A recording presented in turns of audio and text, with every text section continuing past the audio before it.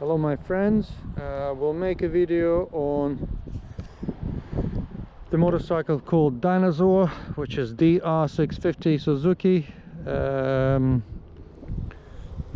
Great motorcycle. I had DRZ before, but this just a little bit heavier, not by much, and more power and more torque.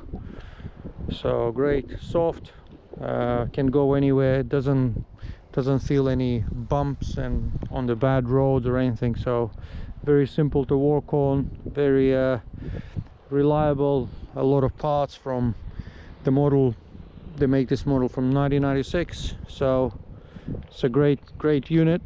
What you can do to make it better, just by spending a couple of hours on it, so you get a reinforcing bar or any rod, 12 mil, sharpen it up. You can see you can get a broken drill bit, just drill kind of a little holes if you can, and then put the bar in and just hammer in and wiggle around, and then put it through the middle and break out some net which is at the very end. Don't go through too far so you can go through it, but you'll feel it. Just keep measuring the bar so you don't go too far. And yes, you have 3 holes in here. It sounds much better, it feels much better. So, but I will get a slip-on later and see how it feels. I just can't find one at the moment. So after that, what you can do is you will need to take this plastic off, take the plastic on the other side. Then you have 2 bolts, 12 mil, and you have tank has 2 10 mil bolts. So take those off, take the tank off, loosen the carburetor, which is one here and one there.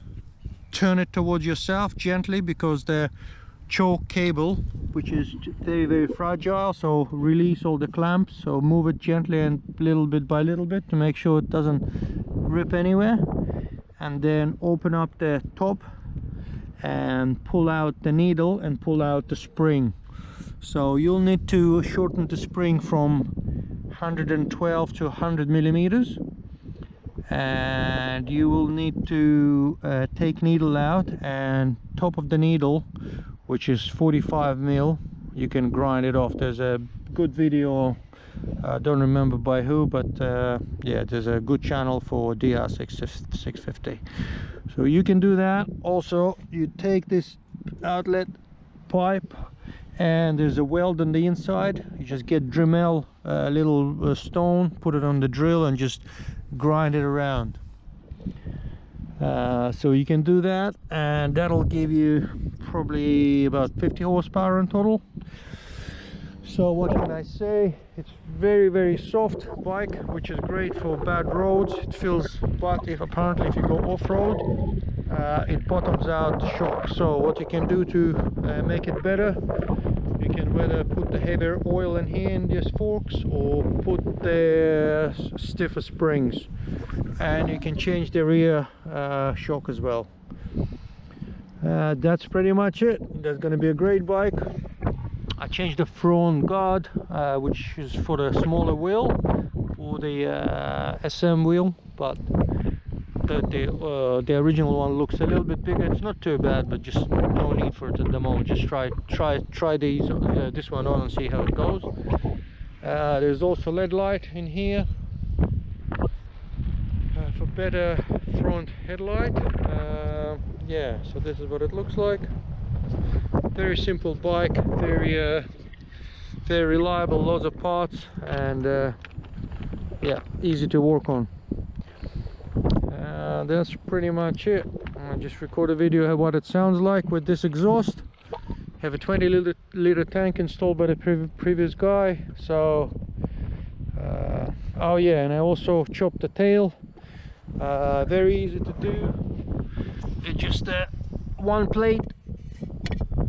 I'll post the description in the video. I'll make a little short for it. So just a one plate with a little bend on it with the 4 holes drilled. That's it. That's your short tail. So this is what it looks like. Looks much better, and yeah. Oh, about the seat. So I've got a sheepskin from DRZ400 I had previously. I didn't understand why the owner had it, but it made my seat less slippery on the previous bike. But this bike seat is a bit uncomfortable, and basically this layer of sheepskin really adds a difference to the bike. You can actually get maybe another layer of sheepskin and add another soft material under and put it over the top to make it softer, and that's about it. You can take it off and put it back on. It makes a huge difference, and actually makes your butt feel warmer as well when you ride it. So yeah, great bike. I would recommend it if they hold the value, and I would recommend you if you look for something simple, reliable, and just doesn't feel any bumps at all. Really comfy, and even though it's a 5-speed, it can cruise a motorway 100, 120, not a problem. If you do a lot of motorway miles, you will probably need to add a shield here for yourself just to break that wind, but it doesn't really bother me. At probably up to 100 or 80, 100, it's just, you don't even feel it really, unless it's still windy, but it's up to you. Yeah, so great bike, enjoy.